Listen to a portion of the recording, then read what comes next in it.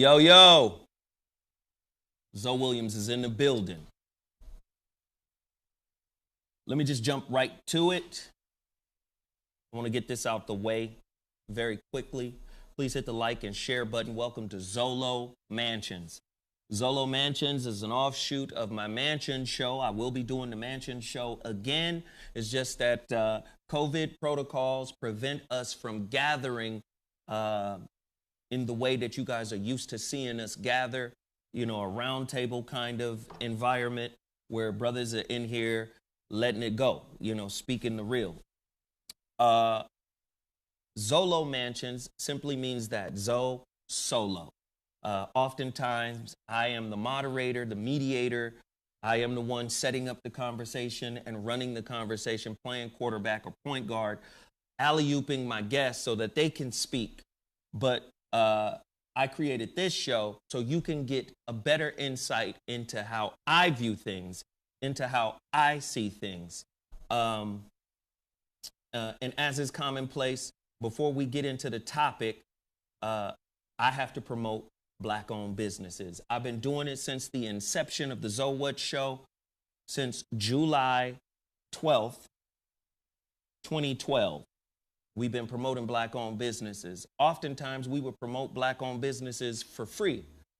And we got many businesses off the ground. Businesses like Power in One Clothing.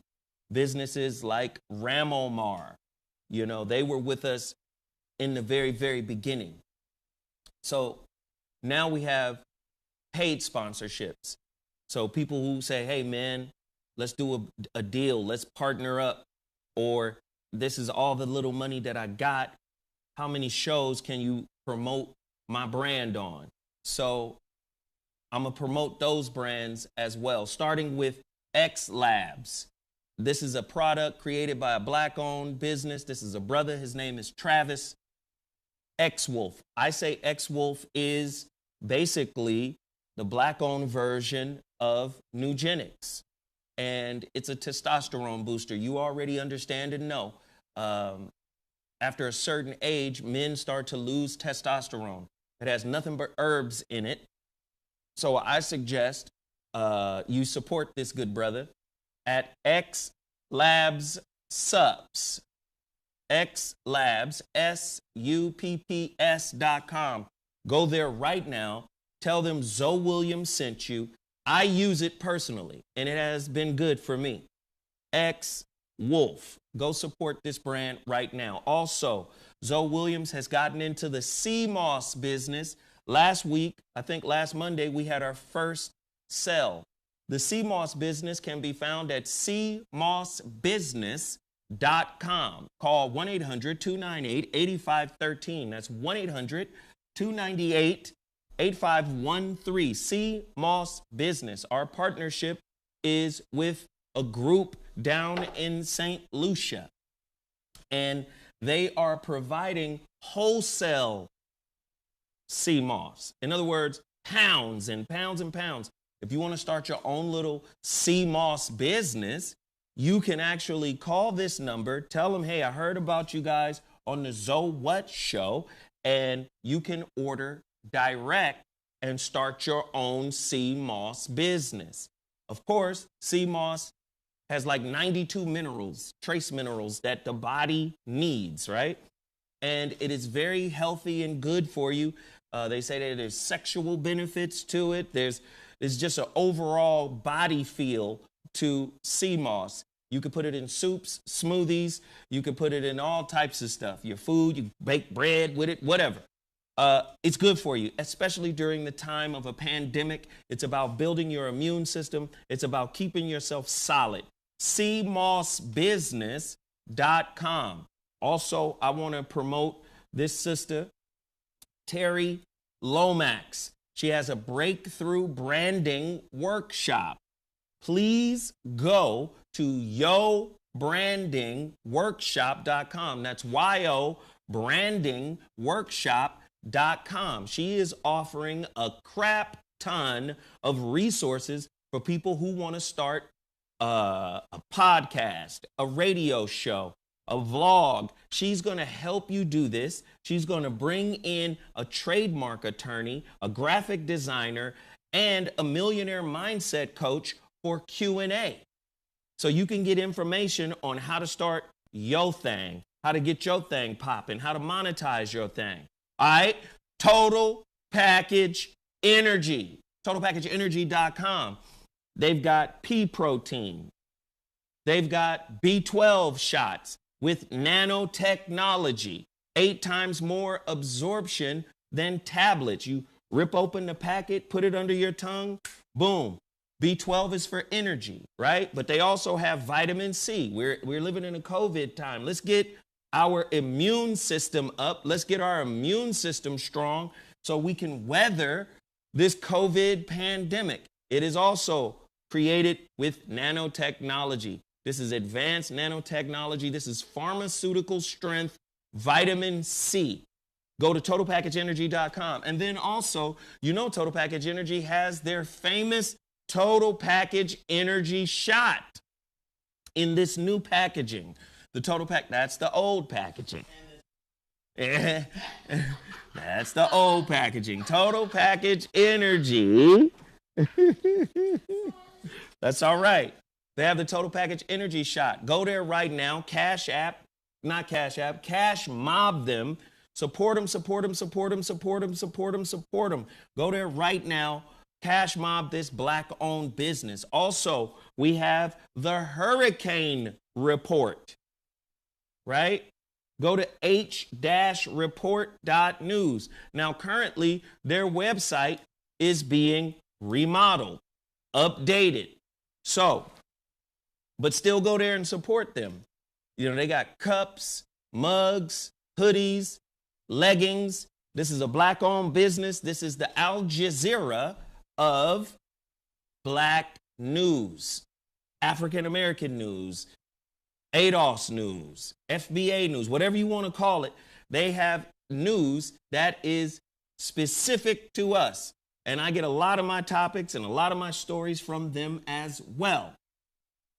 All right. Do I have anything else to promote? Soul Talks. Soul Talks.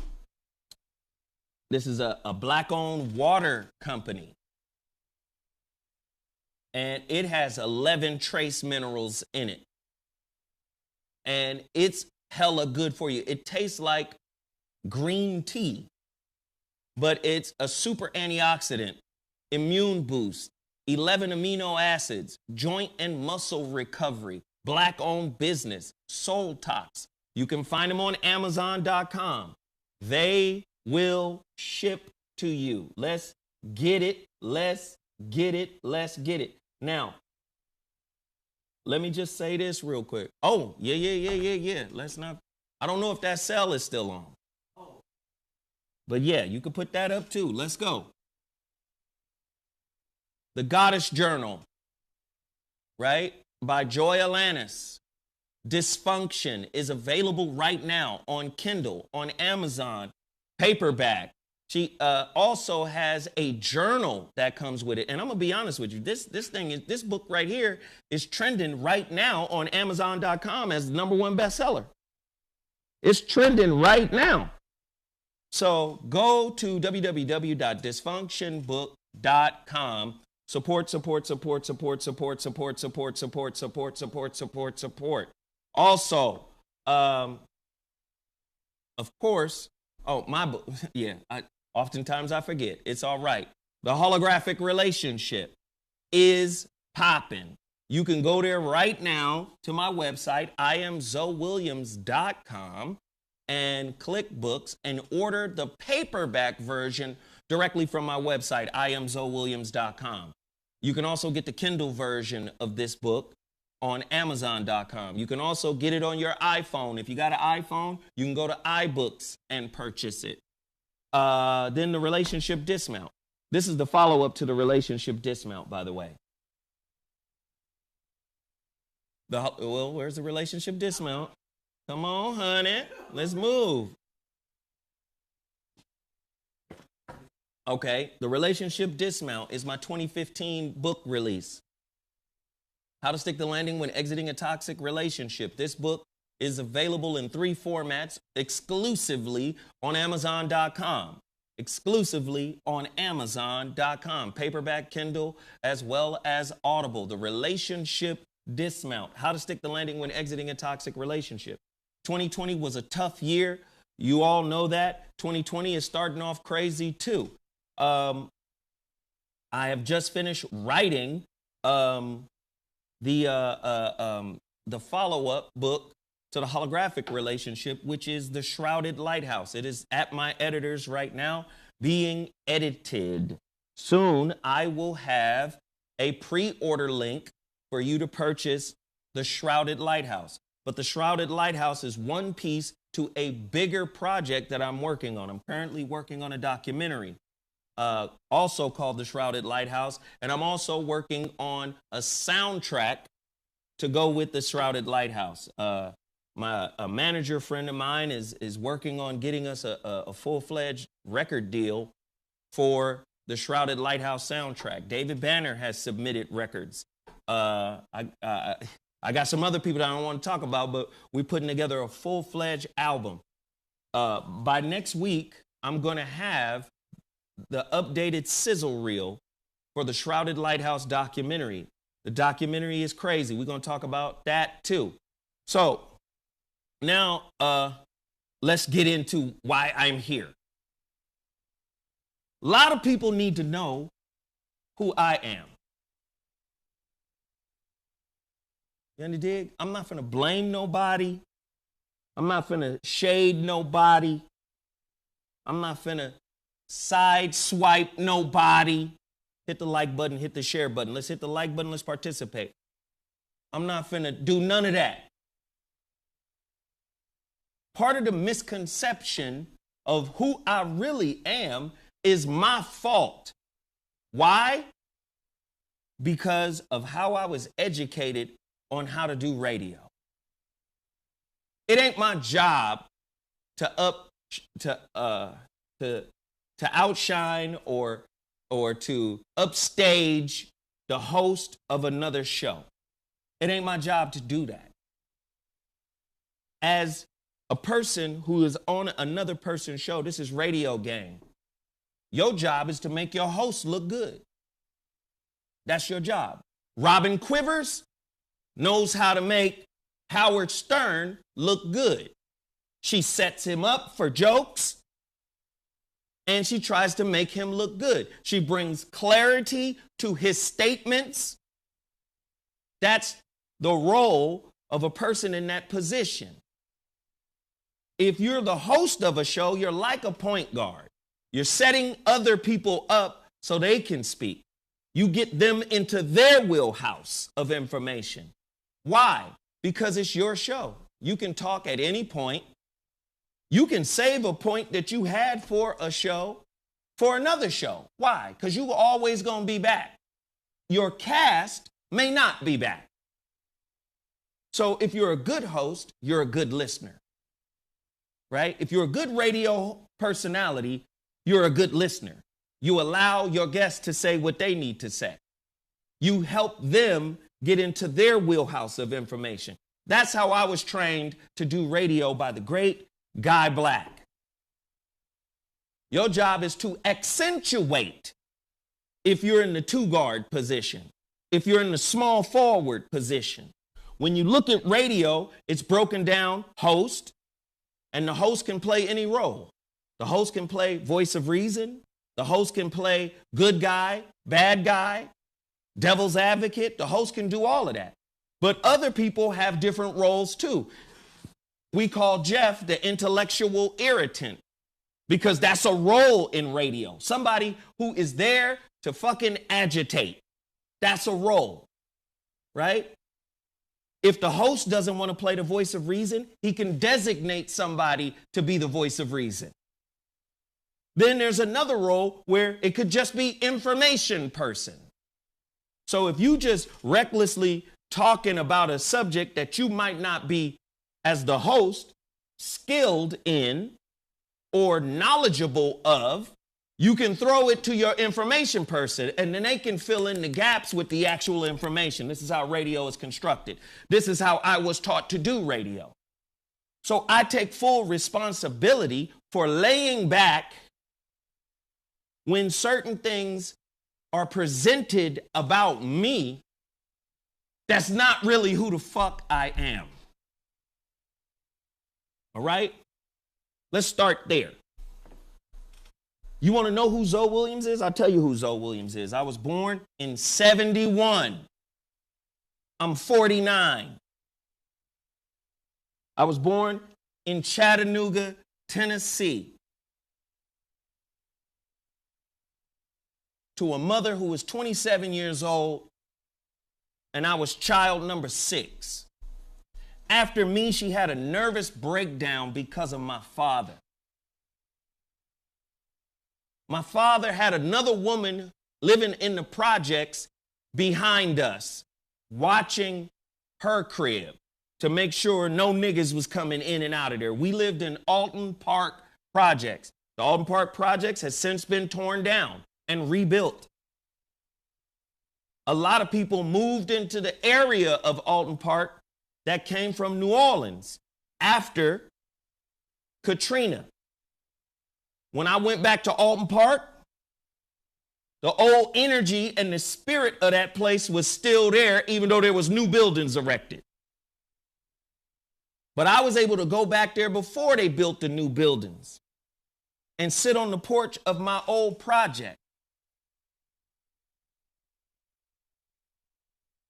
When I was born, my mother had a nervous breakdown and lost all of her children to the foster care system.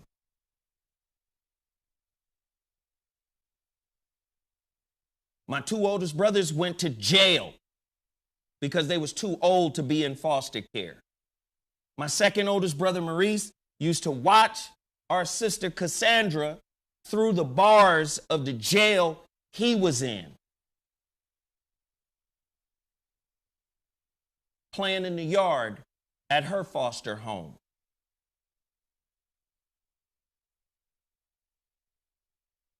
My second oldest sister went to live with her grandfather or her grandmother on her father's side.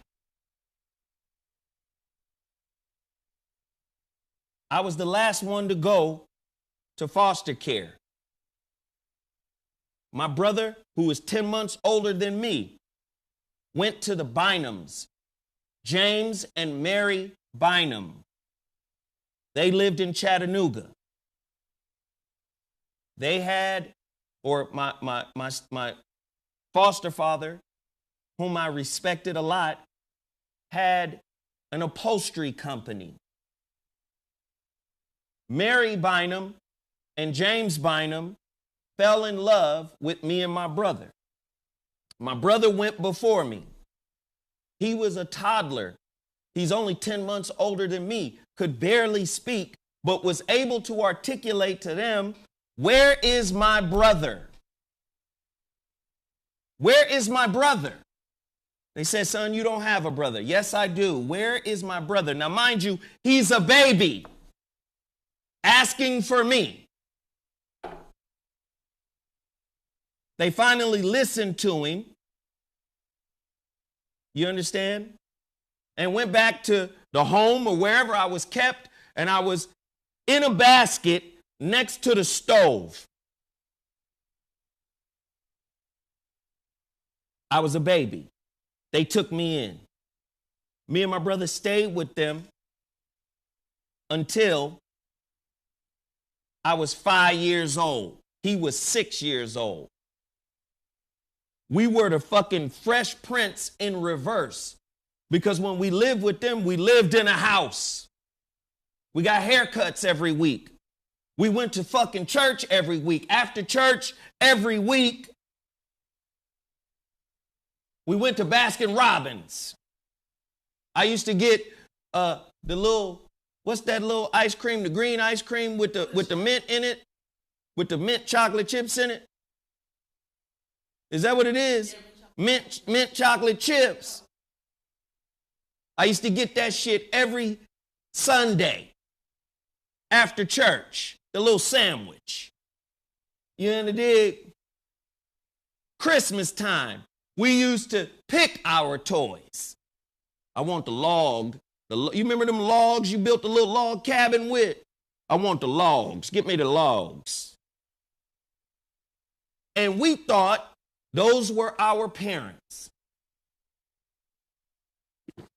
Until one day, my foster mother ran into my real mother and saw the grief in her face and said, well, damn. Out of the years and years and years of being a foster parent, these are the only two kids I wanted to keep. Because she couldn't have children. Mary couldn't have children. These are the only two children I want to keep. But she knew she had to give up the kids when she ran into my mother.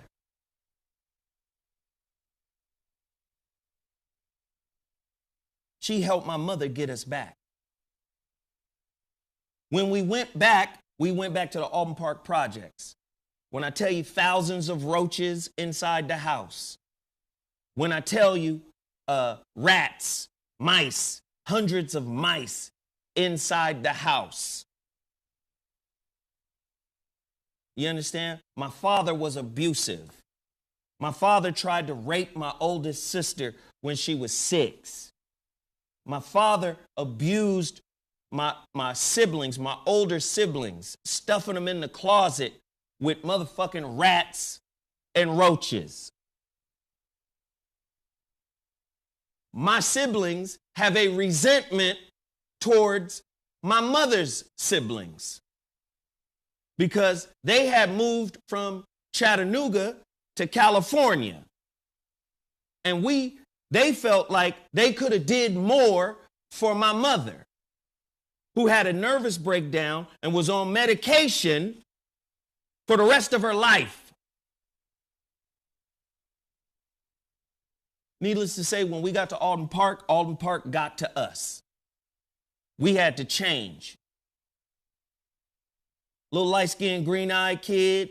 My brother's, the one that's 10 months older than me, he got amber color eyes, beautiful little motherfuckers running around the projects, look like meat.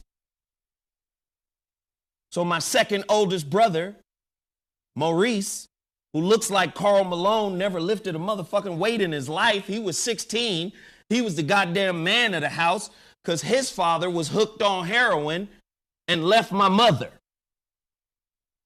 So Maurice became daddy and big brother to all of us. Maurice said, yo, bro, y'all niggas got to fight now. Y'all got to learn how to fight. We went through a type of boot camp. Niggas learned how to travel the fucking projects through the sewers and on rooftop. You understand? This is my life here right now. In 79, I don't know how she did it. She got us the fuck up out of the projects. We finally moved to Altadena, 665 West Altadena Drive in Altadena, California, Southern California. When we got there, we all 6 of us, and of course, my oldest sister had a baby by then. We all 6 of us moved into a goddamn apartment with my oldest brother, Anthony. Apartment number 23.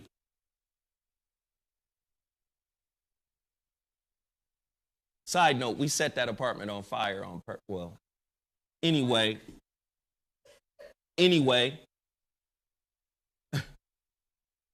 we lived there for a while. Then we moved to Pasadena. I'm giving you a little bit of insight into who I am because you may misconstrue what type of man I am. I came from an abusive environment. You understand? I came from a broken home. I came from a toxic environment. My mother couldn't do shit with us at 6 and 7. Couldn't do nothing with us. All she did was pray. That's all she could do. By the time I was in the 2nd grade, I was fucking ditching school. They finally took me to the motherfucking schoolhouse and opened up my little cubby hole. And all my lunches was in that goddamn cubby hole with maggots in it. Because that's how much I was ditching school. That's me in the 3rd grade in Southern California. 8 years old. Southern California. My uncle, who recently passed last year, Sam Walker, was an English teacher at that school. He was my English teacher. I'm going to fast forward a little bit. I get to elementary a little bit. Because I got kicked out of the school that my uncle was at. My brother, 10 months older than me, he stayed at that school until he graduated from high school because it was an alternative school. It was one of those weirdo schools where motherfuckers could call the teachers by their first name.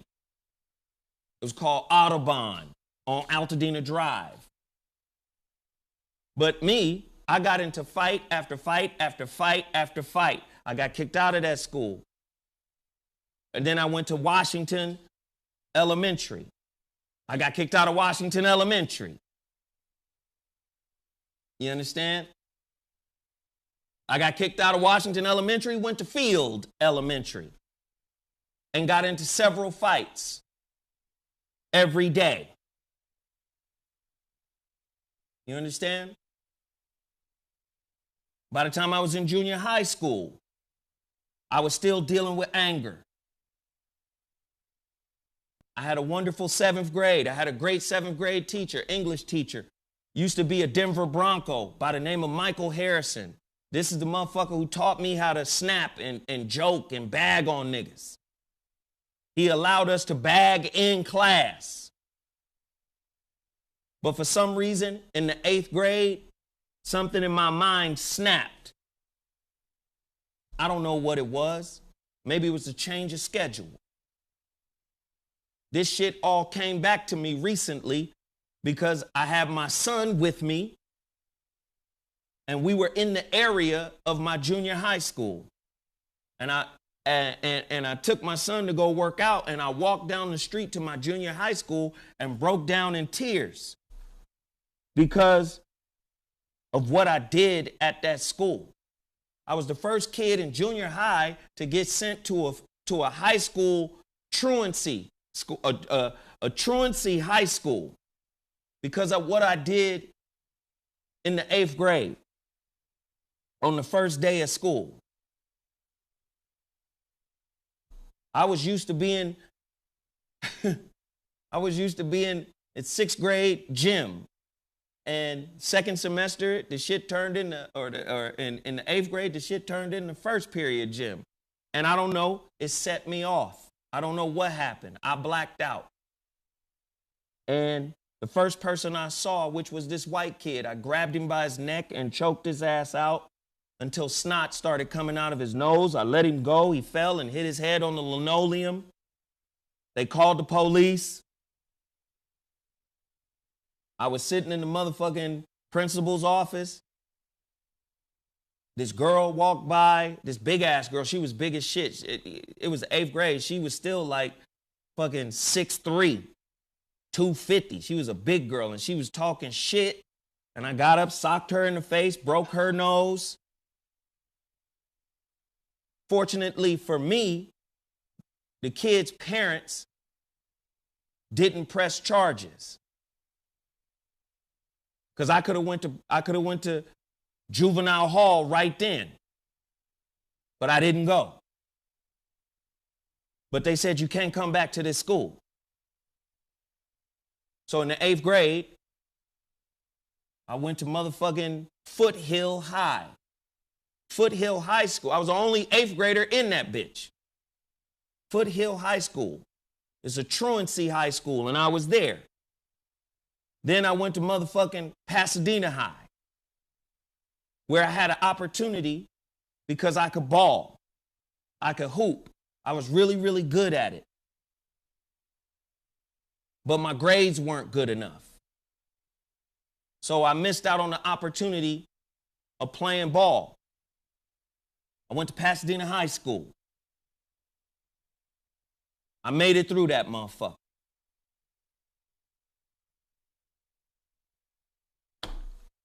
Then I went to Pasadena City College. Then I got in the motherfucking music industry early. At the end of the day, I was still dealing with a lot of motherfucking anger. Angry motherfucker. Because that's how I was raised, to fight. So if I'm raised to fight, I'm looking for fights. I'm looking for motherfucking discord. I'm looking for that. I want that. I want to express myself through violence. All my friends who grew up with me understand who I am. One of my best friends, he just had a birthday, January 12th, just turned 50. Shout out to my homeboy Truth. Y'all know, I call him Poet. He and I got into a fight in the 8th grade. I was whooping his ass and picked up a brick, about to smash him in the face until his mother drove by.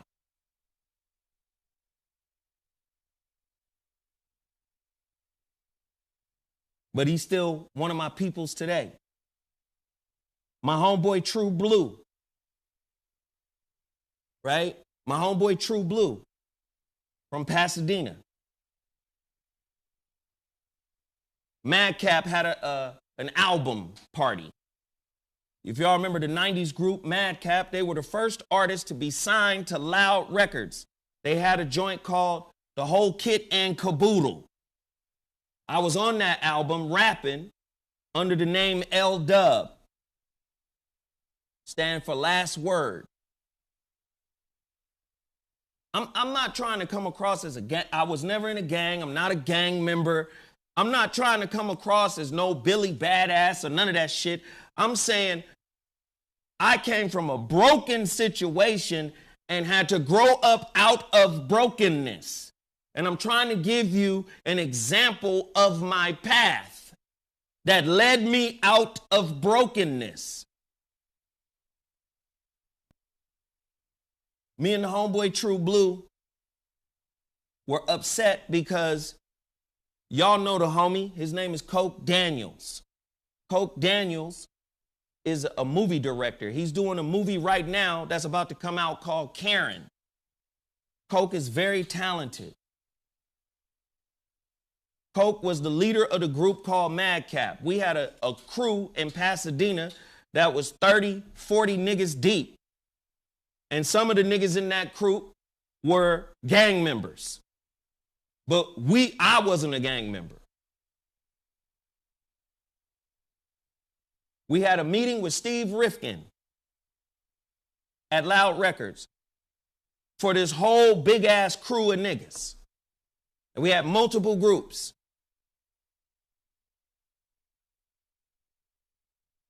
True Blue felt like Coke went behind everybody's back because he set up a side meeting with Loud that got him the record deal, that got his group the record deal, instead of all of us as a collective a record deal. True Blue was upset. I was upset. But I also said, so fucking what? Let's all just get together behind Madcap and help these motherfuckers do what they need to do. True Blue wouldn't let it go. Me and True Blue got into a fight. I whooped True Blue's ass. True Blue was 100 pounds heavier than me. I beat True Blue's ass for 30 minutes. Then I went inside because I got tired and sat down and watched TV. The homeboy James Broadway, you hear me talk about James Broadway all the motherfucking time. James Broadway and another West Coast rapper by the name of Casper. He had a record and an album out on Capitol in the 90s called Adrenaline. Broadway produced it. Broadway and Casper hyped True Blue up. You gonna let little ass Zoe beat your ass, nigga? You a bitch ass nigga. You let little ass Zoe whoop on you, nigga? So True Blue snuck up behind me and sucker punched me. So I got up and went inside of Broadway's bedroom under the bed and got the AK. Needless to say, everybody in the house grabbed me. Nah, nigga, just go back out there and fight this nigga. But the reality of it was I was tired as fuck. And I wasn't going to keep fighting True Blue, but I felt like he did me dirty by sucker punching me because I whooped his ass fair and square. So what I did was I walked out the motherfucking house and said, yeah, nigga, let's go at it again. And I saw 2 bricks, and I picked up the 2 bricks. One was made of granite, one was porous. I picked up the 2 bricks and turned around and hurled the motherfuckers right at True Blue. The one that really could have cracked his skull missed him. The second one didn't. But it did split his head open, and they had to rush his ass to the motherfucking hospital.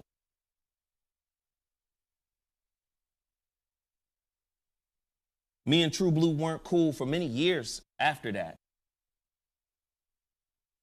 Years later, I'm an A&R person at Loud Records. Steve Rifkin gets me out of Loud Records because I blew up on him. I blew up on Steve Rifkin because Steve Rifkin had the unmitigated gall to call me a nigga. But he didn't call me a nigga in my presence. He waited to call me a nigga when I was gone to lunch.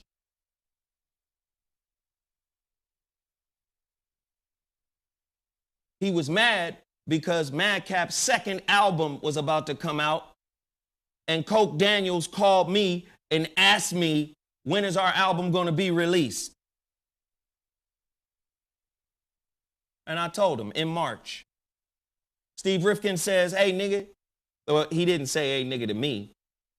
But Steve Rifkin, in the meeting, I'll get to that. Basically, I went to lunch. I come back to the office, everybody looking sideways. There's a message on my desk that says, Steve Rifkin wants to talk to you. But out of everybody in that motherfucking office, it was only one sister. I think her name was either Tasha or Mona Lisa. Mona Lisa is a legendary DJ out here in LA. One of them came to me and said, yo, Steve Rifkin just called you a nigga. I said, oh, really? This is 22, 23-year-old Zoe. Oh, really? Okay. So I go to the motherfucker office. His assistant, Lisa Duvernay, is right there. This is before she's Lisa Duvernay, married to the homeboy Fade Duvernay. I kicked the motherfucking door in to Steve Rifkin's office. And I told him, I will drag your bitch ass out here in front of all these niggas who scared to talk about it. Nigga, you think you can call me a nigga? I will beat your ass for the $200 every 2 weeks that you paying me, nigga. Steve Rifkin was scared. And from that point, Steve Rifkin got with my homeboy from Grape Street. His name is Black. Black is a Crip. And that's how Black got into the game, really. He became the unspoken muscle at the office at Loud Records. You understand? And Rifkin was working his ass off to get me the fuck out of there.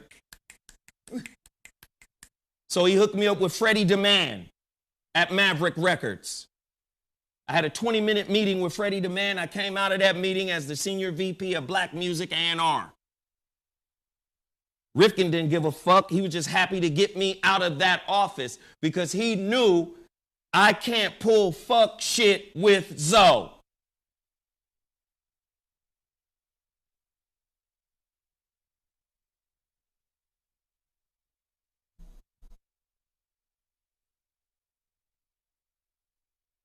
my toxic way of handling things, my preferred conflict resolution skill has always been anger, aggression, and violence.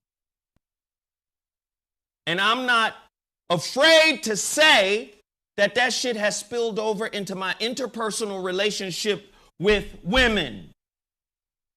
I had no father. I had no healthy relationships when I grew up. The only way you get to see this version of Zoe today is Zoe had to be man enough to look inside and own his fuck shit. I had to realize I'm the common denominator. I'm the problem. I run people off. I hurt people, hurt people, hurt people. I had to come to that realization. How I came to that realization, or the beginning process of coming to that realization, is having children. My son, my oldest son, who just graduated from Fresno State with a degree in philosophy.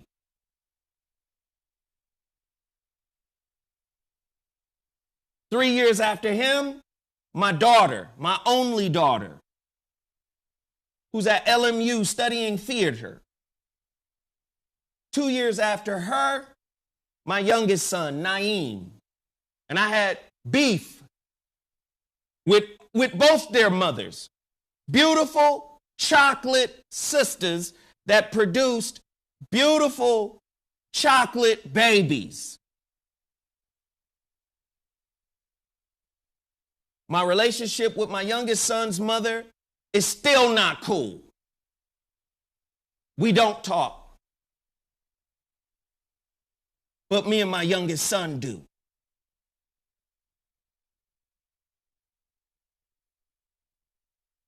I was just with him. He was with my oldest son's daughter, his niece, my granddaughter.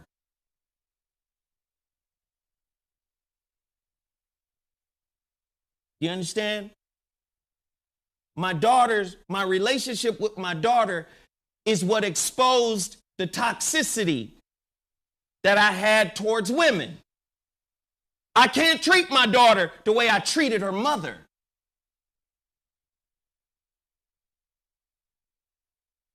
I didn't treat her mother well. I cheated on her mother. I had my youngest son outside of that relationship, outside of another relationship. I didn't treat her well. I was a liar. I didn't tell the truth. I was a user and a manipulator.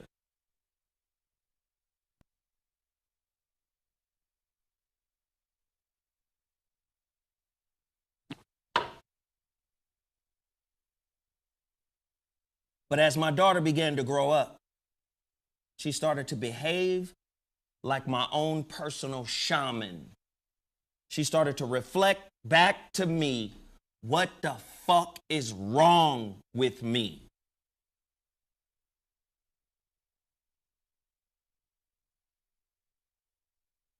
And I had to be a man about it and take responsibility. I couldn't blame nobody else for why my relationship with wonderful women kept getting preempted and fucked up. It was the great Frederick Douglass who said, it is easier to build strong children than it is to repair broken men. I was a broken man who was being repaired by my relationship with my children. My oldest son started to show an aptitude for basketball, so I poured myself into him. After I broke up with another relationship with a woman that I believed to be my soulmate, but I was still lying.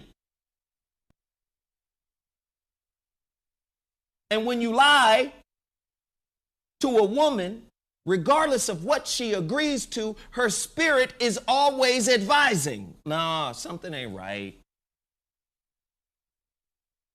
To the point where we got into it. And once our relationship broke down, that's when I wrote the motherfucking relationship dismount.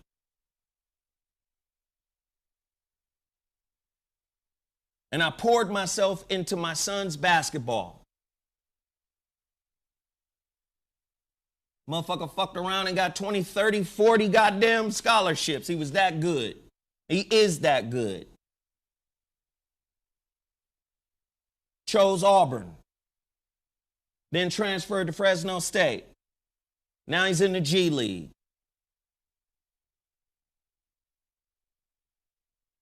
I say all of that to say, my children led me to my healing.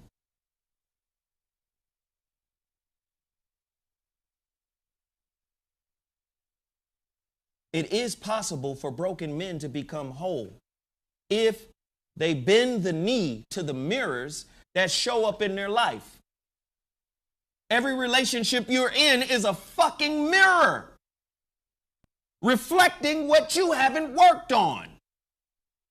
Children are your best mirrors. They show up. They call you on your bullshit. But you got to be willing to be in their life. You got to be a willing participant. Part of the reason why my relationship failed in 2005 to 2011, I was with the girl for 6.5 years. Part of the reason why that relationship failed is because I was lying. And I was lying because I told myself, I made the excuse, you can't be the kind of daddy your daddy was. He wasn't there. And I was too afraid to say, hey, I'm still over here dealing with this, and I want to integrate you into it. I was lying. And her intuition picked up on it, and she couldn't tolerate it, and she was way younger than me, so she hadn't grown up enough to be able to talk to me and work with me, and I was still young and stupid too. So the shit crashed and burned. But for a good purpose, because when it crashed and burned, I took fucking responsibility for the crash and the burn. It wasn't on her, it was on me. I was the elder statesman in that relationship. I had to take fucking responsibility.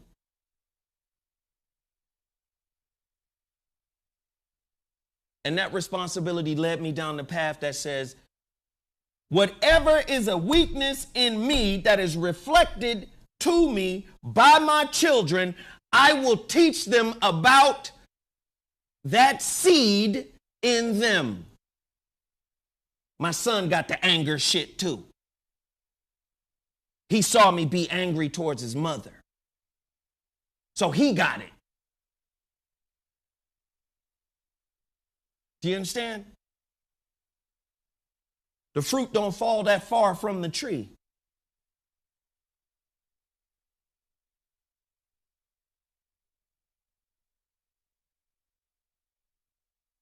My son being a basketball player taught me about teamwork, friendship.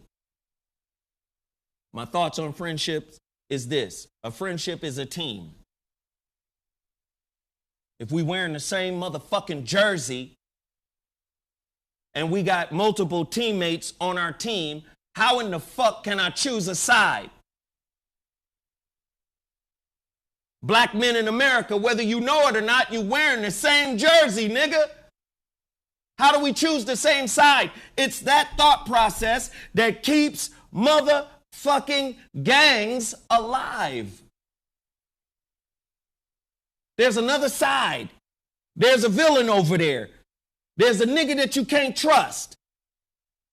See, black men are very quick to call out the toxicity in black women that they've inherited from this society, but niggas don't want to talk about the toxicity in black men. The paranoia, more money, more problems. The hierarchy, the fear. Motherfucking Richard Pryor was scared of Eddie Murphy because he saw him as the young lion on the way up that could take his motherfucking spot.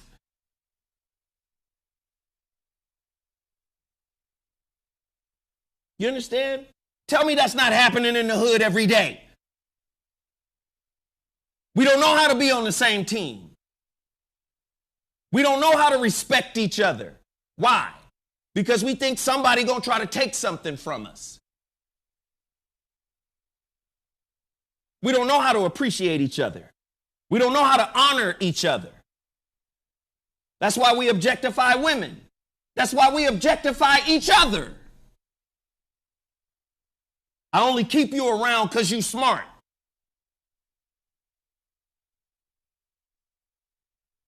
That's an objectification.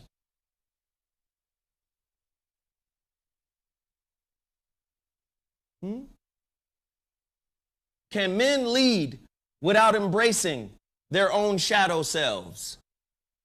Can you be a leader in the community, amongst your family, amongst your friends, amongst the neighborhood? Can you be a leader if you haven't embraced your shadow self, where all the trauma is, where all the fear is, where all the insecurities are? Can you lead? Because you're not leading if fear is advising. You're not leading if ego is advising.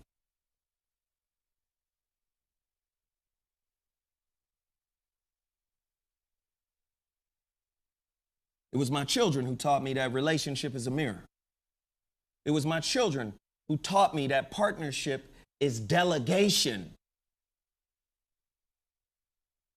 I used to have my fucking kid, my oldest son, with me on the basketball court when I was still hooping.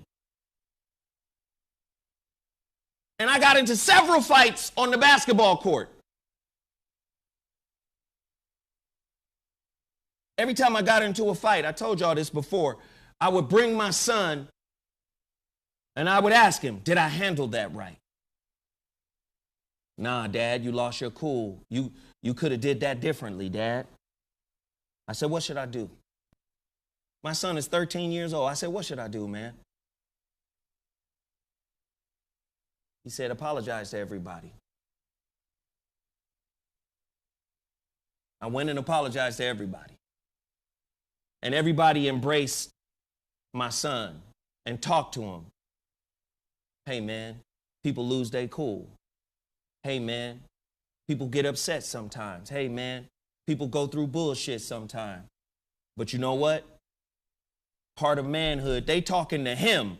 Part of manhood, brother, is to be able to own your shit when you're wrong.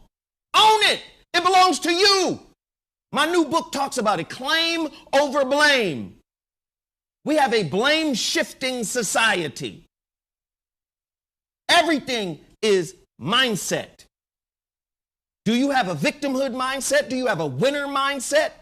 And I'm not talking about false confidence that is buttressed by motherfucking accumulated things. If your confidence is connected to the shit you got, what happens when it's gone? What happens when you lose it?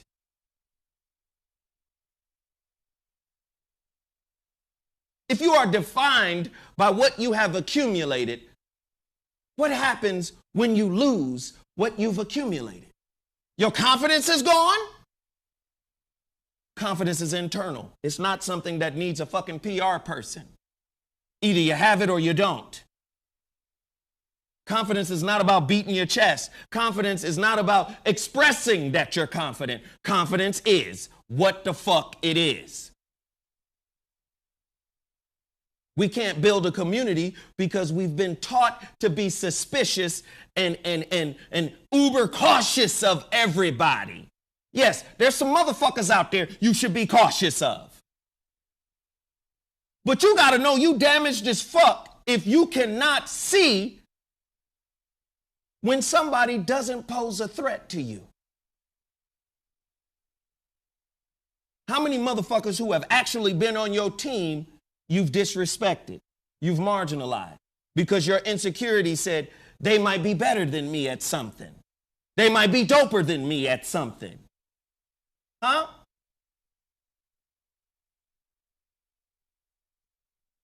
For many men, fear does the vetting for friendship when they haven't healed past trauma. Let me say it again. For many men, fear does the vetting when they have not healed past trauma. How do I know I can trust him? How do I know he down?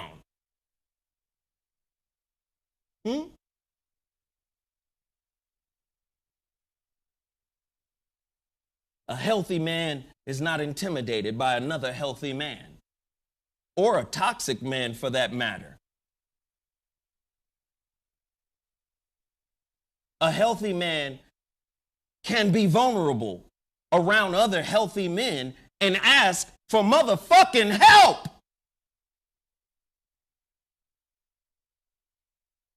A healthy man is not afraid to treat people equally and respectfully. A healthy man is not afraid to listen without judgment.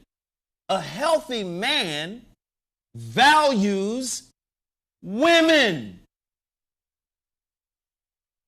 What is healthy if it ain't balance?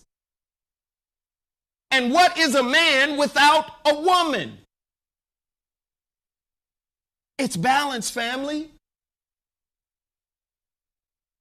So, if there's resentment in you because your mother wasn't what you thought she should be,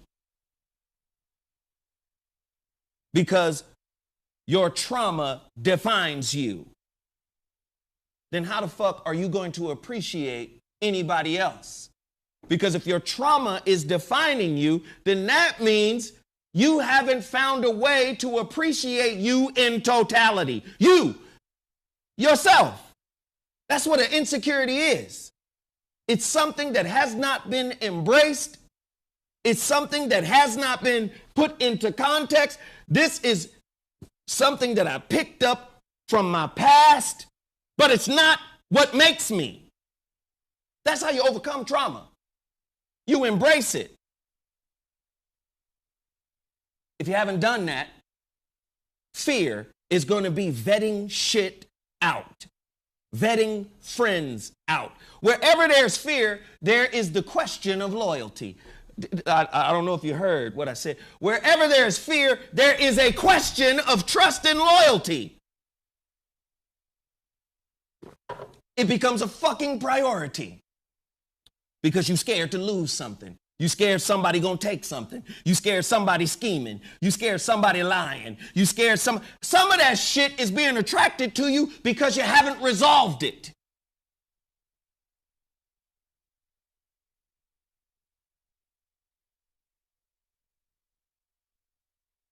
Biggie said it, more money, more problems.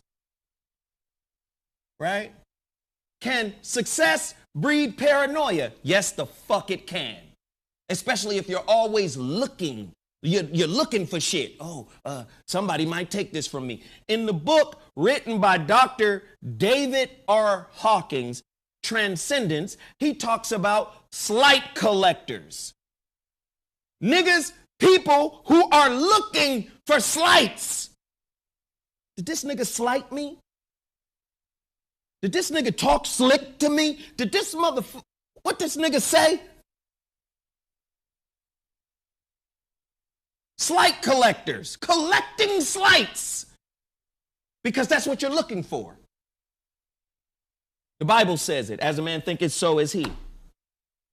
Buddha says it, right? All this world is made of mind, right? Robert Anton Wilson said it. Whatever the thinker thinks, the prover will prove.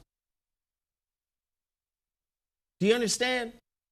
If you want to be a man, listen to me. Listen. If you want to be a real man, you have to become a conqueror of self, a conqueror of your trauma, a conqueror of your hurt.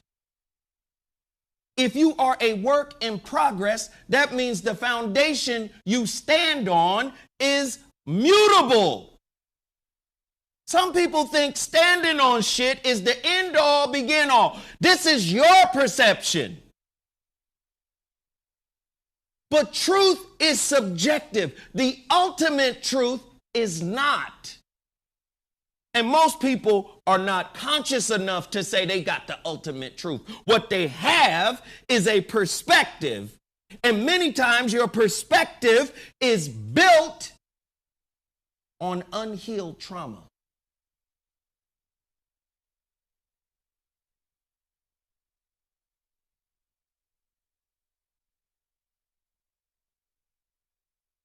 As a man, does standing on a principle or standard make you solid or inflexible?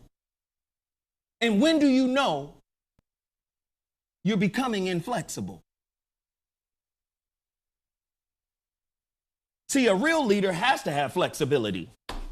A real leader has to know this is the limit of my capability, and to be an effective leader, I must delegate without fear. See, you can't really delegate if you're scared, if you're worried about loyalty. See, Tony Robbins already told you, the people around you are a reflection of you. And if you scared, right? If you scared, then you must have people around you that are fearful too, in some aspect.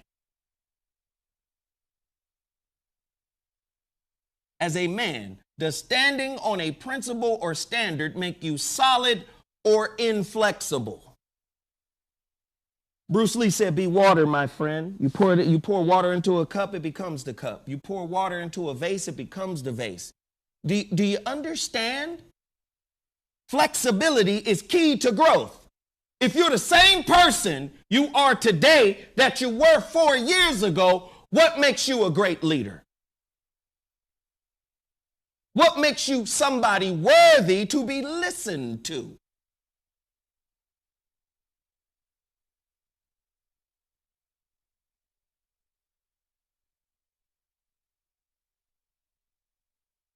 I'm going to ask you again, what is the face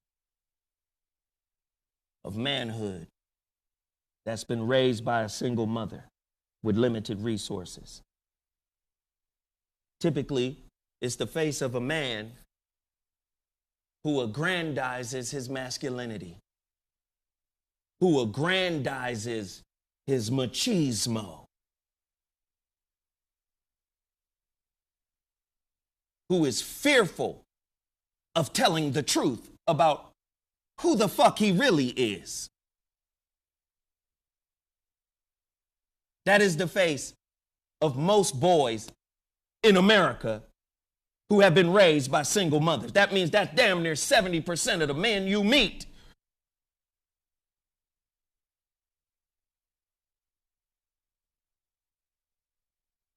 Black men across the world, hear my fucking voice. We are on the same team. I bring people to this platform because I feel like they're on the same team, because some of the messaging says they're on the same team. And if we're on the same team, why should I have to choose? If they got a beef, handle your beef off the air. Because the world is watching. You got the nerve to motherfucking get on sisters for getting on air and saying, or getting in their car and posting messages on their Instagram saying, if he broke, I can't fuck with him. You know, this old ratchet bitch, blah, blah, blah, blah, blah. But brothers, if you're not doing this work to make sure that other brothers know that we wearing the same jersey, then who are you to talk to them?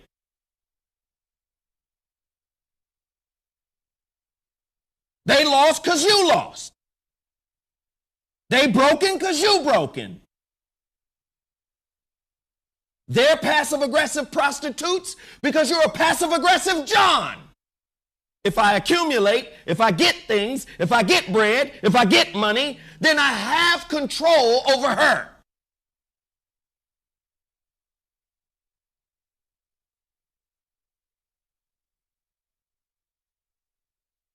Sarah, play that video. The Tone Talks video. Play it.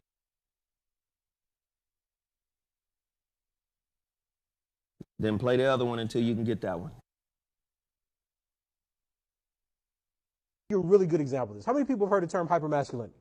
Tired of this whole shit. How many people have heard this term apply to black men constantly? All right.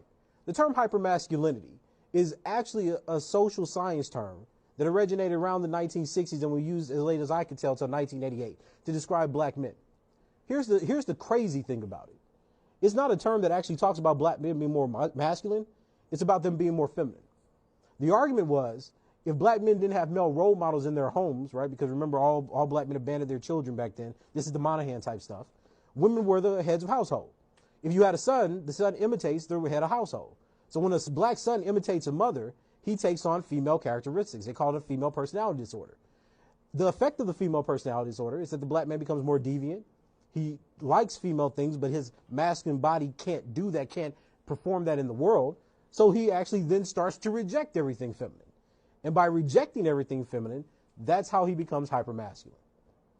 This is how this stuff developed. But how many of us knew that history? So what we do is this is what I'm saying. So we constantly deploy terms, especially on black male bodies, right? Because this is the history of how gender is formulated. In a patriarchal ethno-nationalist society, they're interested in the male subject. Because the male subject could have sex with the female subject and you mess up all your pretty Anglo-Saxonism. So everything is about policing that, right? Women are exploited for labor, for bodies, for generating middle classes. So when you look at Jamaica, you rape black women, what do? You create a middle class of people, mulattoes, that could do your dirty work and govern over the rest. See, our bodies are exploited in different ways. Our sex makes us vulnerable in different ways. But we know none of this, so then we come in and we start talking about the ideas of patriarchy. Black men were literally excluded from the patriarchal class in this country until the 70s. There is not a record in 100 years of anyone referring to black men as patriarchs, because the idea was that they were lesser men and feminine. This is what they said in the 19th century ethnology. This is what they said in the 20th century. This is what they said in the 1980s. My brothers, you can't say you're a good man if you got kids and you're not a good father. You can't say you're a good man if you don't allow your children to teach you something about you. The only way they can teach you something about you is if you participate with them. Jay-Z said the same thing in the 444 album. I don't give a fuck how much money you got. You're not worth more than a man who has poured into the spirit of his children all that is meaningful and purposeful. My son and daughter just got their Ishefa, their hand of Ifa. And the Babalao was sitting there talking to them or talking to my son. They were having a discussion. And usually in this discussion, I'm the one talking. But they were talking about relationships and the toxicity in relationships. And my son began to talk. And as my son began to talk, they all looked at me smiling because he was dropping bombs. They say, oh, go ahead and gloat. Yes, that's your son. The fruit don't fall far from the tree. That don't mean he perfect. That don't mean he got a grasp of every fucking understanding. No, but I've set him on the path. I've set him on the path of accountability. I've set him on the path of respectability. Son, don't duplicate what you saw me do to your mama. Don't do that. Son, when you saw me communicating to your mother as a child, I was an infant in my communication. Don't mimic that. It's in you and it's going to want to express itself. but you see it coming. Read this book. Read this book. Do you understand? My daughter can pull me and say, Dad, that ain't the way to do it. Dad, that ain't the way to do it. Okay, what did I miss? Where am I off? You can't disrespect like that. You can't disrespect like that, Dad. That's disrespectful. Watch how you say this, Dad. You think they're your children and you own them. You think your word is bond. But no, as they grow up, you think they don't see your fuckery? You think they don't see your bullshit? Yes, they do. And guess what? This is where you get a fracture. Toxic parenting. Right? This is where you get a fracture in the relationship. This is where holding a parent in contempt comes in. My father or my mother isn't good for my soul, isn't good for my spirit. I've got to love them from afar. You love your parents from afar because they don't want to own the toxicity that they planted in the child. So once the child starts to see this toxicity within themselves and say, do you know most therapists have been through some motherfucking trauma? And that is the impetus for why they become therapists, because they want to heal themselves. Most therapists have to do motherfucking 5,000 hours of therapy.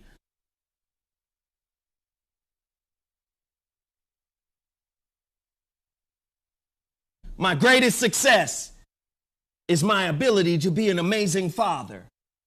My greatest satisfaction is my ability to be a mentor to my children. I was once the authority in their lives. And then I had to transition out of being an authoritarian and become a mentor.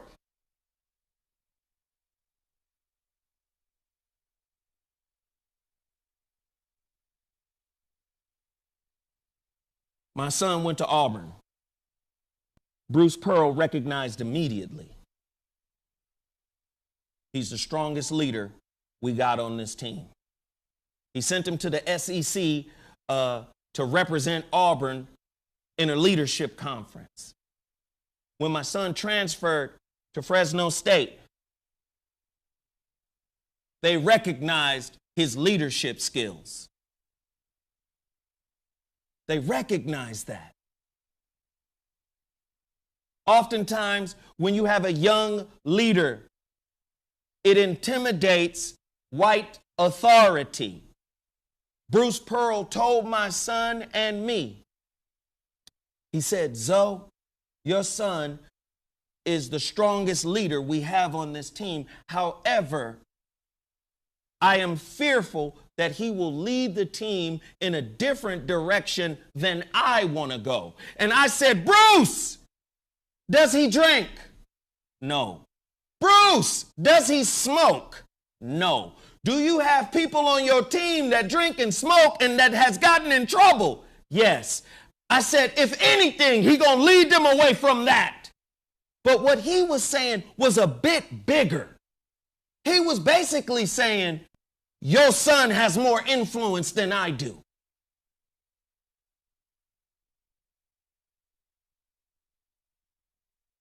Where does that come from?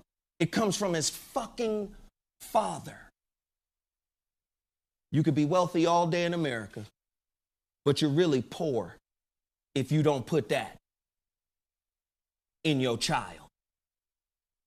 You could have all the flyest cars, you could have the deepest bank account, but if you ain't got that with your kids,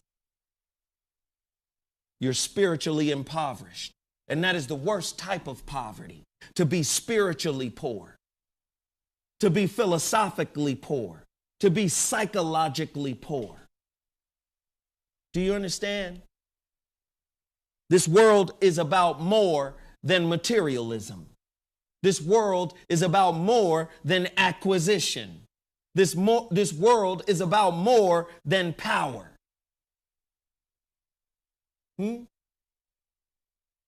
Let's talk about contradictions. If everybody is a work in progress, then everybody must be prone to contradictions. If you get married and you cheat on your wife, that's a contradiction to the oath you took in front of God. That's a contradiction to the oath you took in front of God. And I'm not dinging or blaming anybody for cheating, because I have been a cheater most of my motherfucking relationship life. The point I'm trying to make is it's human to be contradictory. What does that mean, Zo? I'm not talking about contradictory for contradiction's sake. I'm talking about contradictory for change. If you are a work in progress, if you're constantly growing, if you're constantly evolving as a person, what you agreed to 2 years ago might be different today. Now, here is where the man in you shows up. Can you sit down with the person you talking to? I had to go through it. I had to go to hell, fight the devil, which is in me, and come out with this understanding. See, if you can sit down with the person and say, I'm different, what I agreed to before no longer stands.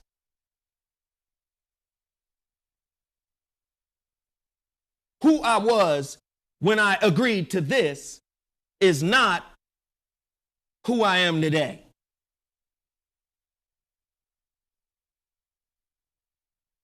So that agreement no longer applies to you.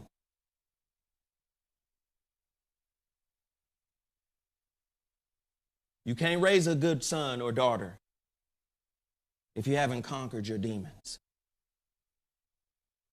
You can't raise good kids if you haven't conquered your demons. If your demons live rent-free in your spirit and help you make decisions, you're going to be a train wreck for anybody that you come in contact with. You're going to be a train wreck for anybody that you come in contact with. I'm not perfect, never have been.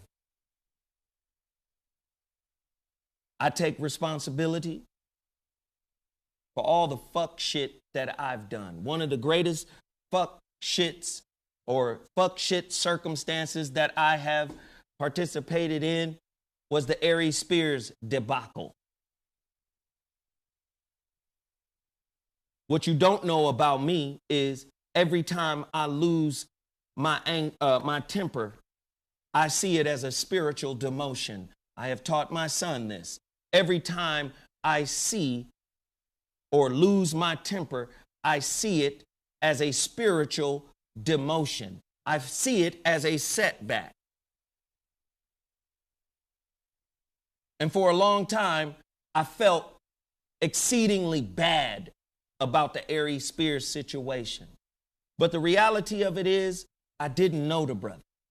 The reality of it is, I talked to the brother off air. And off air, the brother was cool. He would listen when we were off air. I said, hey, man, please listen. Hey, brother, please listen to what Corey is saying. Follow his direction. But then once he got back on the air, he jumped back onto the crazy shit. I don't know him. I'm not a comedian, although I play one on TV. I crack jokes and I act silly, but not with people I don't know.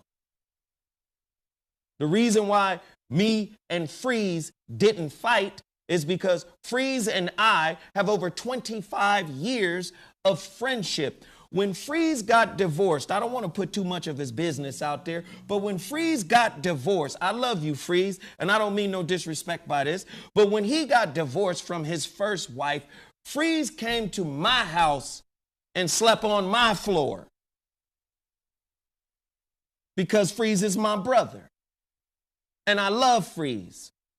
And what y'all don't know is when we stepped outside of that motherfucking studio and we put our dukes up, Freeze said, man, I don't want to fight you. I said, I don't want to fight you either, dog. I love you. I love you too, brother. And what do? We hugged and went the fuck back in there. Freeze is one of my best friends. Whenever I see Freeze, it is nothing but love. It is nothing but appreciation. It is nothing but approval. It is nothing but support.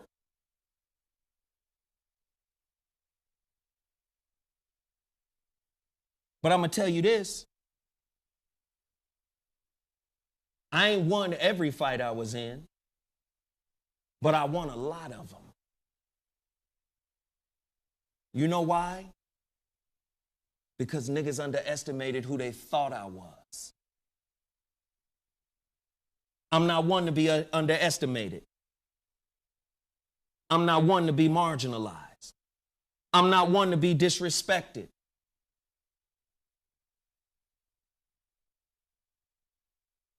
I love my brothers. I do. I swear to God, I love my brothers and I love my sisters. Sisters, I know I haven't been the best to you. I know I haven't been the most appreciative of you. I know that sometimes it looks like I'm siding with fuck shit that is said about you. But I'm not. I genuinely love you. If you ever took the time to read one of my books, you gotta know that that shit ain't coming from a place of fuckery. If you've ever read The Relationship Dismount, How to Stick the Landing When Exiting a Toxic Relationship, if you've ever taken my relationship masterclass, 5.5 hours, it's got homework in it. It's got printable homework in it. It's got a 25 book list. I've read thousands of books. If you've ever participated in what it is that I do, you'll know that I don't hate women. I had to learn to love women. I was disappointed in my mama because she couldn't do enough. And that's where the hate came from. I was disappointed in my mama because I felt like she failed me. But once I broke up with the expectations that I had for my mother, see, I had to realize that the expectations I had for my mother, she was incapable of providing. So it was wrong to put that fucking jacket on her. I had to realize I'm in relationship with my expectations of my mama. Once I break up with those motherfucking expectations of her, I can now see her as she is and approve of her wholeheartedly. This is who you are. I love you. My mother died in 2009, a few months before Michael Jackson. That was a hard year for me. I'm a Michael Jackson fan and I love my mama to death. But I felt so much love when she died because she wasn't in pain. I think I shed one tear. That's my mother's grandmother. That's my mother's mother right there. That's Nancy Bell. That's Big Mama's daughter. That's my mother. Right? When my mother passed in 2009, it was hard. It was hurtful. Because my mother has been broke her whole life. I was trying my best as an A&R person to get wealthy, to start grinding, to get her in a crib so she can experience a beautiful life. But she died before I could do that. And that was one of the most heartbreaking times of my life, I felt like a failure because I couldn't provide something nice for her. Every time I see my aunties look just like them. I just saw my cousin's mother the other day. She looked just like my mother. There's my auntie, Marilyn. I'm sitting there staring at Marilyn. My auntie Marilyn is talking, and I ain't got shit to say. I'm just looking at her. I'm just staring at her because she looks exactly like my mother. And I love them so much. And a part of me feels like I haven't spent enough time with them. Right? Part of me feels like I haven't kicked it with them enough. I haven't. Then I lost my aunt Priscilla a month ago. She was the youngest child of my grandmother, Nancy. She was the youngest sister. She just passed.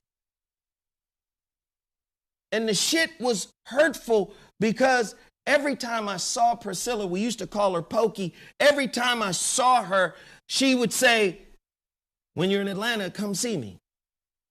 I'm going to try to get to Atlanta. I'm going to try to come. I'm going to try to come see you. I'm going to try to come see you. Come on, baby. I need to see you now. I need to spend time with you. Boom. Out of nowhere, Pokey gone.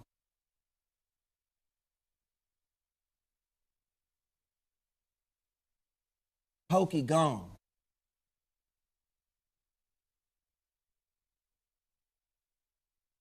My grandmother died before I was even born. This is my mother and her sister's grandmother. This is my mother's mother. That's Big Mama. You understand? That's my Big Mama right there. That's Nancy Bell's mama. That's Rosetta and Marilyn and Pokey's grandmother. I did nothing but cause her hell. I threw rocks at Big Mama. Big Mama tried to whoop me. I threw rocks at Big Mama. I kicked the deaf boy in the stomach on Big Mama's porch. Do you understand?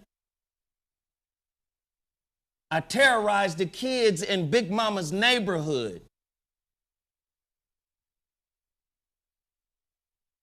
But I also helped Big Mama transition when she died in '98.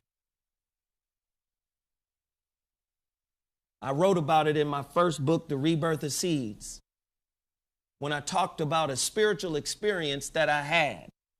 And the spiritual experience was, I just heard, it sounded like a voice, but there were no words, but it sounded like Big Mama. I was sitting in the bookstore that I owned on Fair Oaks. I had a bookstore. We had a motherfucking ATM machine, and we had a pager company, and we had an airbrushing company, and I'm sitting in the store that I owned. And something just said, call Big Mama. But the something sound like Big Mama. It sounded like Big Mama. So I got on the phone and I called Big Mama, and it rang like 50 times. This is before you had a goddamn answering machine, or she didn't have one. And she finally answered the phone. She sounded like herself. I said, Big Mama, you okay? She said, yeah, I'm fine, boy. What's going on? I said, something told me to call you. And when I called her, she said, something told me to call you. And she sounded good or whatever. And then finally, she asked me something that made me think something ain't right. She said, I need you to do me a favor. I need you to come down here and put a blanket on me. Now, mind you, after I threw rocks at Big Mama, after I fought with my cousins at her house, after I motherfucking kicked deaf people on her porch, after I talked reckless than a motherfucker, me and Big Mama was estranged for like 4-5 years. We were estranged. She told my mother that boy gonna die. He going to jail. This shit ain't gonna work. He on the wrong fucking path.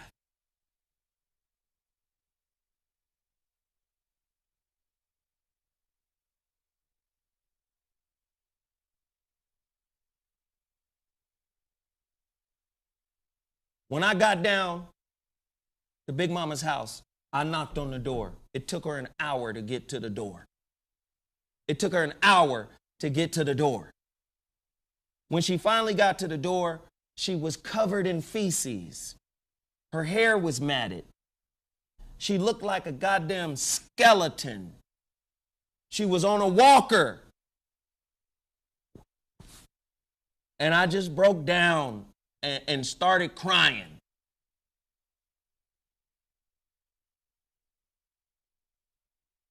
I walk in, I pick her up. I didn't give a fuck about the shit that was all over her. I picked her up and I carried her to her bed. And I laid her on her bed. And I called myself trying to clean up, but I couldn't, I couldn't clean up shit. So what I did was I called a friend who I now call a godmother. And her name was Keshar. I said, Keshar, I need you. I need you bad. I need you to come here right now. She said, where are you? I said, I'm at my great-grandmother's house, man. I need you to come down here. She said, well, what's wrong? I said, man, I can't explain it. I don't know what the fuck is wrong, but I need you to come down here and help me. Keshar came down. She saw the situation. Keshar is not blood, but Keshar is thicker than most blood I know. Keshar takes my grandmother, bathes her, washes her hair, combs her hair, cooks for her. She does it for 2 weeks until Big Mama dies. The second day that she did this, I came down to see Big Mama. And when I walked in, Big Mama said, who would have thought that the devil would be Big Mama's angel? See, you don't know me. You don't know where I'm from. You don't know who I am. I may sit next to people and talk to people, but you don't know me. You don't know what I've come through. You don't know the work I've invested in me to be different, to be better. See, I'm the nigga that's gonna tell you right now, off rip, I'm the problem in every relationship situation. It is me. I'm the problem. I'm the issue. I'm the common denominator. If the shit don't work, I've got to build fucking rapport with you. Y'all don't know me. Y'all don't know what I'm really about. Y'all don't, and you really don't know what I'm capable of. You really don't know what I'm capable of. Who would have thought that the devil would be Big Mama's angel?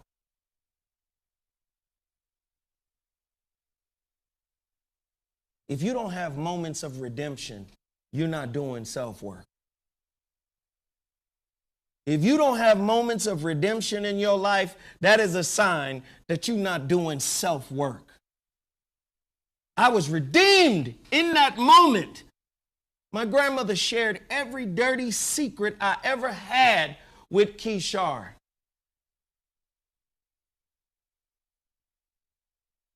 Do you understand? Who would have thought that the devil would be Big Mama's angel? No redemption, or let me say it another way. No healing, no redemption. No revealing, no redemption. If you're afraid to reveal the truth of who you are, there will be no redemption. I have to claim that I wasn't shit for many years. But I wasn't shit because I came from shit. What do you mean you came from shit? My mother was a good woman. What do you mean you came from shit? The circumstances, the toxicity, the abuse, right? Being ripped away from foster parents. That was the most healthy relationship I had, was with people that wasn't my family.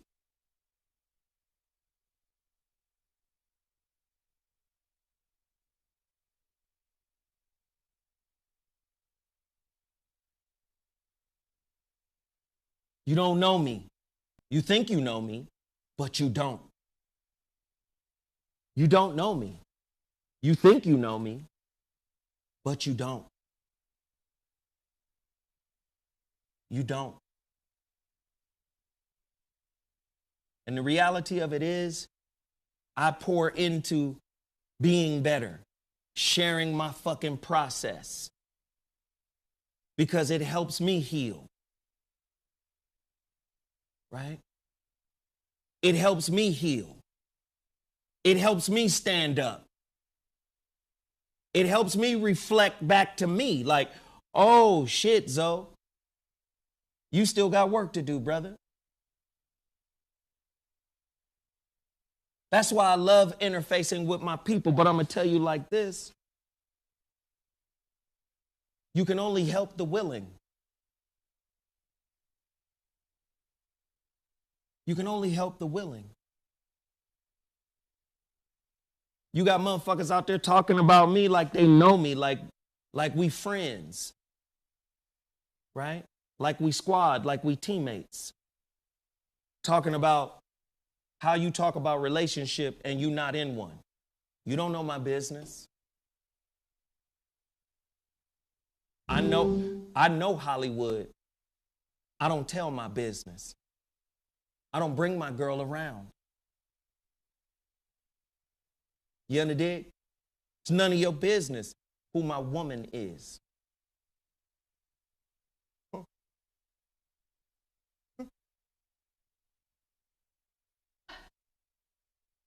I'm not obligated to tell you who she is. She's part of my intimate life, not yours. It's motherfuckers out there talking. Zo don't have no car. You heard that from another man who knew me at a time when I didn't have a car. Nigga, it's 2021.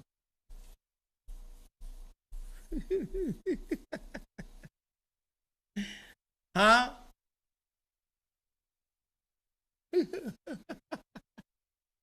It's 2021. Did you know that?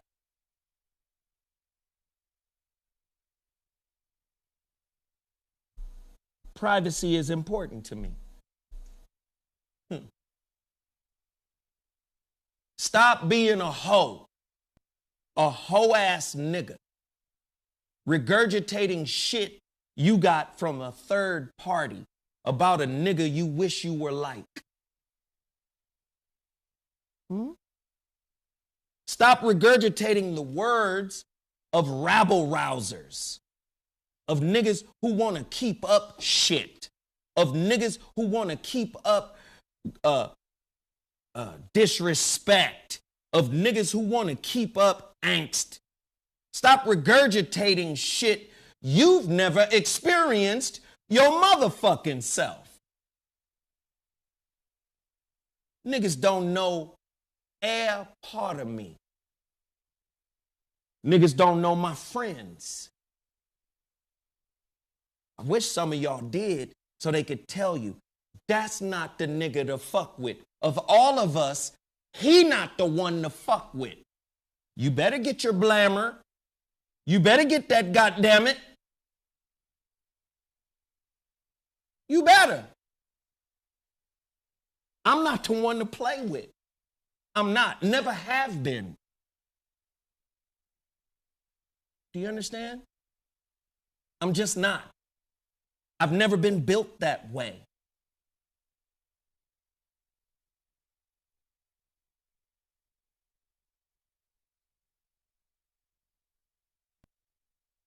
I love my people. I love y'all. I love the ability to come on here and talk to y'all. Like I said, I take full responsibility for any misconception that you may have about me. I take full responsibility. Friends, associates, colleagues, if you don't know who the fuck I am, I apologize to you. I wasn't clear. But I hope this is clear. I will work with you. I will ride with you. Even after you do fuck shit to me, I will ride with you. I will walk with you through your process if you allow me to. But I will no longer allow disrespect. I believe that the climate was established for the Ari Spears situation. He's watching the show as a fan like everybody else. The climate had already been established. The established climate was fuck with this light-skinned nigga because he takes it. He's Mikey. He can take it because he been taking it. Oh, I guess that's the nigga to fuck with. Goes back to how I set it up in the beginning about radio. Radio taught me to let the leader lead. That's not my show. Let the leader lead. Follow the leader's example. But if the leader cast you in the light of weakness, if the leader casts you in the light of some fugazi bullshit ass nigga, then the guests that come on that motherfucker will also see you in that light and think you're supposed to take what the leader has dished out. I'm no longer doing that. I'm no longer doing that. The reality is the responsibility for the Ari Spears situation is a three-pronged space. Three-pronged. It's a three-headed monster, a three-headed dragon. Chiefly, it's on me. I shouldn't have went at that brother, period. I should have got up, left.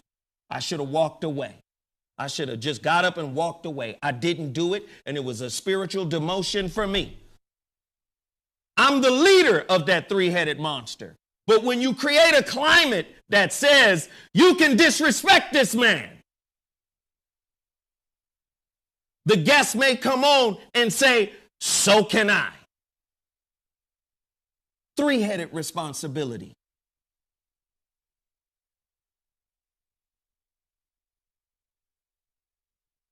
And the chief responsibility is mine.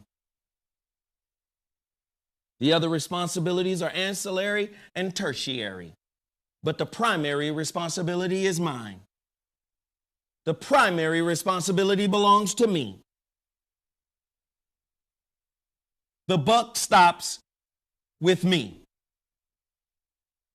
Yes, I'm intelligent, but that's not something to be envious of. Yes, I'm articulate, but that's not something to be envious of. Just because somebody is articulate doesn't mean that they are contextually intelligent. The higher the intelligence, the more nuance to the conversation. The less there are declaratives. This is a definitive fact. The less you hear that. The more intelligent you are, the more there is pliability and flexibility in your conversation. Wherever you hear rigidity and black and white thinking, you're listening to an idiot. Someone who is not well read, someone who lacks context.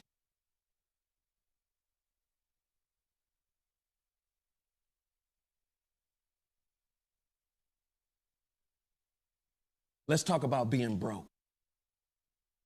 I've been broke my whole life, but I'm wealthy. I'm wealthy. My 2-year-old granddaughter is talking already. I'm wealthy. She calls me Grandpapa. Hi, Grandpapa. Hi, Boo Bear. I came in the house one day, and she was sitting on the couch. And as soon as I walked in, she said, shh, shh, shh. I said, hi, baby. She said, shh, shh, shh. Be quiet. Don't talk to me. Be quiet. I said, oh, you being snippy. You being bad. Okay. So I walk in the kitchen and I pull out a popsicle. She hears the wrapper opening. And what she tells her daddy, she says to my son, she says, I'm being good.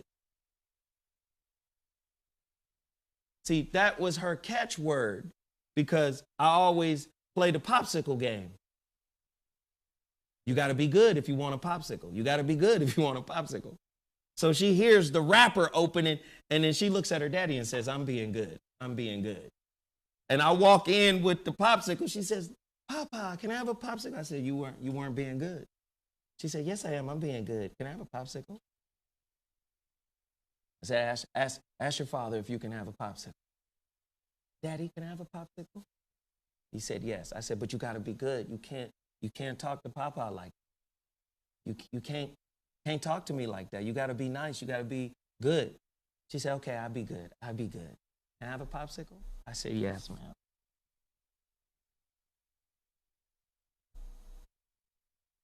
That's where my wealth comes from. I may not have the money, right? I ain't got no bread. I may not have the money, right? I may be broke, but I'm wealthy, right? My daughter has healthy boundaries because I've been with her entire life. I lost what I believe to be my twin flame relationship because I chose my children. And I chose my children in a disingenuous way. I was lying, but underneath I was afraid that I would be like my father if I chose the woman that I was with from 2005 to 2011. I was lying. I felt like, damn, you're going to be like your daddy if you choose this woman. I didn't understand that if I told the truth, I probably could have integrated the family. She probably would still be with me today. But it wasn't meant to be. So I poured into my children. So when I see my daughter and she has healthy boundaries, she never wants me to see her look ratchet or act hood. And she doesn't act hood. Do you understand? She doesn't act hood. She's a very integrous young woman, very intelligent. I see my success in her respect for me, what I think matters. Dad, are you going to show us how to feed our implements today? We need to know how to ask Eshu if he wants to be fed. What should we do when praying to our Eshu, when praying to our Ifa pot, when praying to Ogun? How do we do this? How do we acknowledge our ancestors? Dad, do you understand what I'm saying? For me, that is success. They're growing in their spirituality and asking me for mentorship. That is success. Do you understand that? That is success. That is power. That is meaning. Things don't give you meaning. Do you understand? Things don't give you meaning.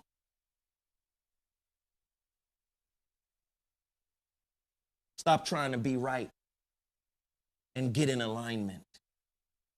Everybody is right because the truth is subjective. I don't know if you heard what I said. Everybody is right because the truth is subjective. Because your truth is born from your perspectives. How you were raised, where you were raised, your educational background. Do you understand? But alignment has to do with spirit. You're not aligned spiritually. So conflict is constantly your companion. Conflict is constantly your companion. Conflict is constantly feeding your fucking decisions. Fear, ego, guilt, shame. That's how you can't be shameful and a man. A man represents freedom. You got to be free from hurt. You got to be free from pain. You got to be free from all the bullshit that you think is an inner enemy. If you're not free from any of that, you cannot experience healthy masculinity, healthy manhood. Healthy manhood is wealth. Healthy manhood is wealth. You see beauty where the dominant society sees something that is ugly. The dominant society told us our sisters was ugly. The dominant society told us that their women were beautiful. The dominant society told us that our skin was ugly.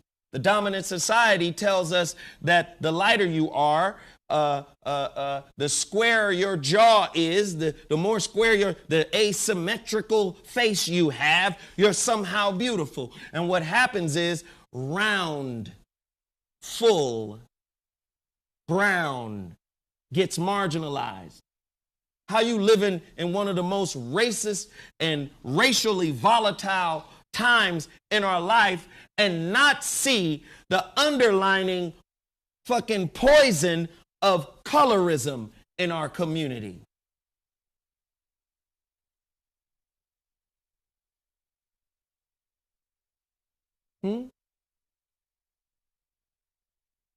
Colorism.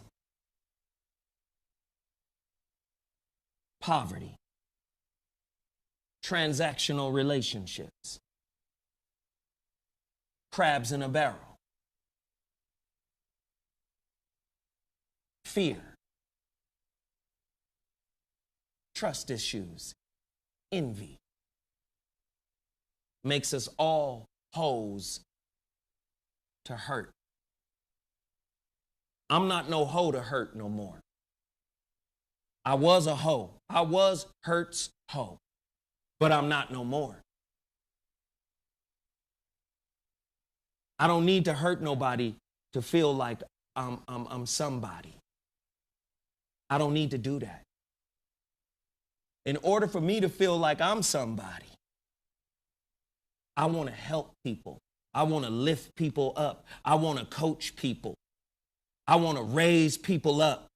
I want to invest in people with my knowledge. I want to share with people the pitfalls that I've gone through, the fuck shit that I've been through, so it could serve as a lightweight template to keep you away from said fuckery. That is the purpose of what we're trying to do here.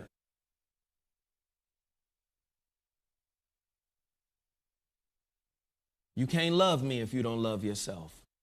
You can't appreciate me if you don't love yourself. You can't accept me if you don't accept yourself. You can't ride for me if you don't ride for the whole you. Hiding what needs to be worked on is not riding for yourself.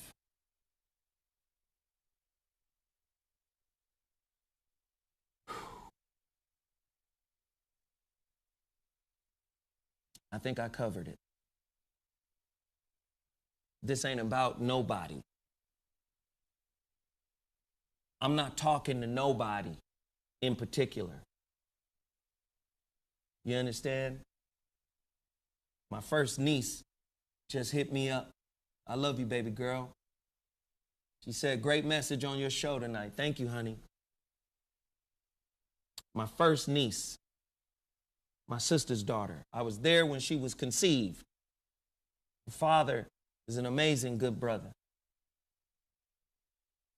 I know I'm telling the business right now, but I was there when she was conceived. I was asking my sister to make a motherfucking peanut butter and jelly sandwich, and I kind of broke in on what went down in the projects.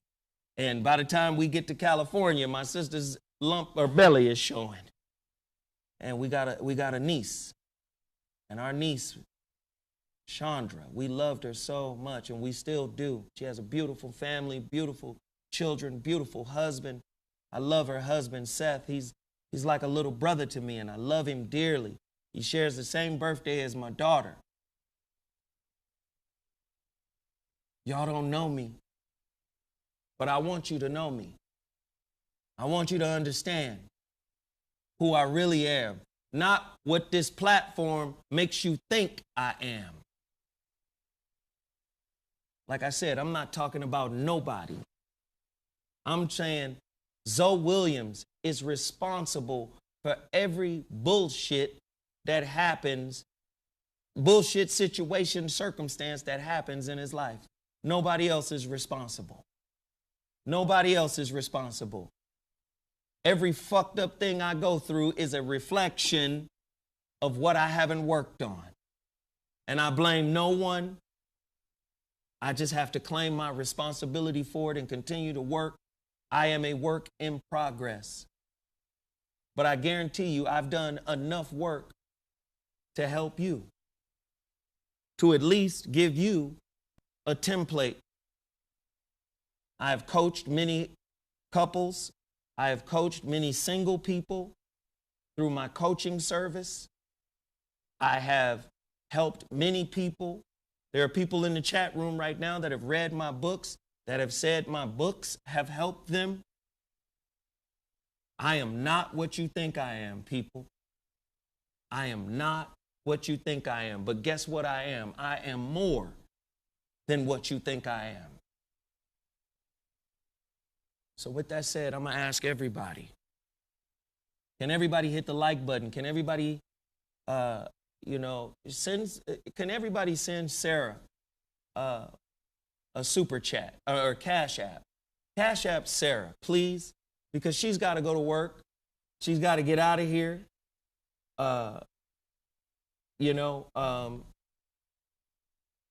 got to be at work at 7:30. So I want to get out of here. Sarah, put up your Cash App, $ Sundays with Sarah.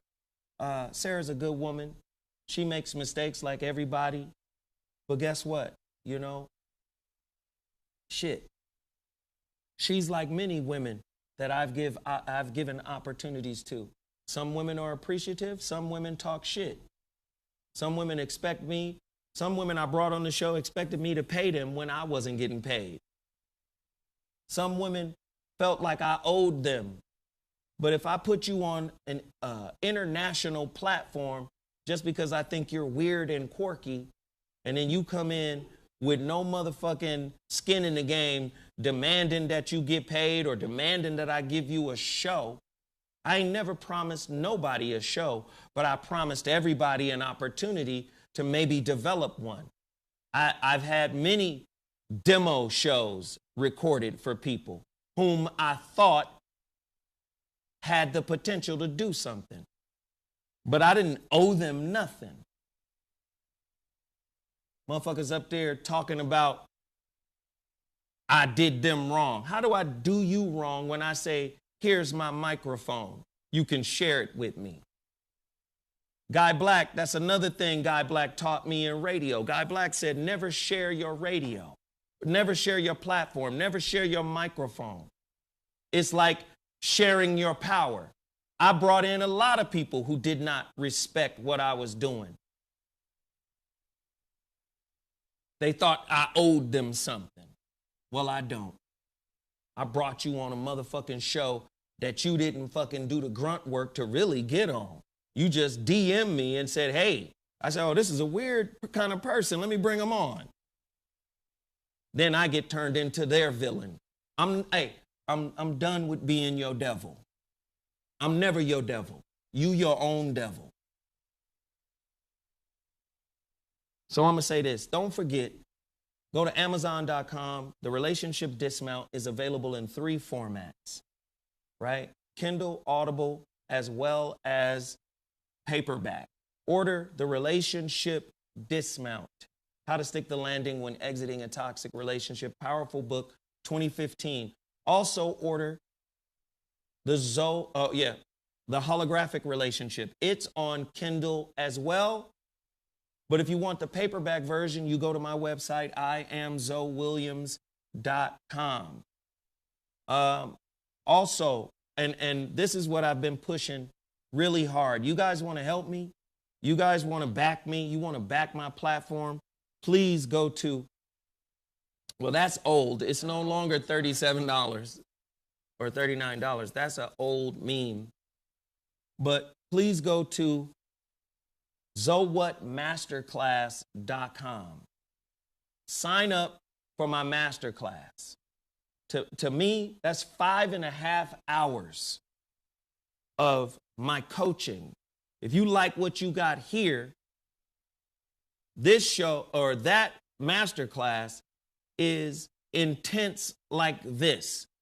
And like I said, there's printable homework, there's downloadable homework, there's a 25 book list, 25 book list in there. It's 25 books deep. Go to zowhatmasterclass.com. Go there right now. Please support it. Please support the brand. Please support the channel. Please subscribe. Please hit the bell, the like button. Do all of that for your brother. And listen, like I said, I'm going to say it again. I'm going to reiterate it. I'm not going at nobody. Y'all heard me say this shit on numerous occasions. I don't do public dissing and public beefs. I don't do that. What I want to do, like I said, is turn this into a teachable moment. Sometimes the most flawed human being is the one with the most insight because they've been through the most shit. I attract people who are flawed, and we can all be motherfucking teachers if we just embrace our flaws.